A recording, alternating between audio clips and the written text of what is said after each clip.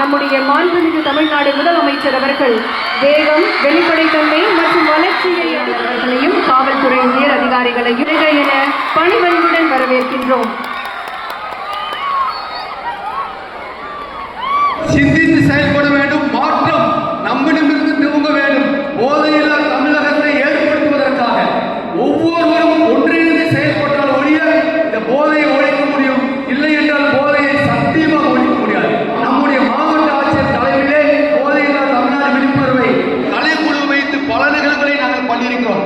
மத்திய பஸ் நிலையமாகட்டும், புது பஸ் நிலையமாகட்டும், பெருமாள் ஆகட்டும், ரயில் நிலையமாகட்டும், எங்கெல்லாம் மக்கள் அதிகமாக கூடுகிறார்களோ அங்கெல்லாம் அந்த போதையில்லா தமிழ்நாடு விழிப்புணர்வை ஏற்படுத்தியதன் விளைவாக எங்களுடைய மாணவர்களும் என்னுடன் பயணிக்கக்கூடிய இந்த நாட்டு மாணவர்கள் ஒருபோதும் அந்த போதை பழக்கத்திற்கு அடிமையாக மாட்டார்கள்.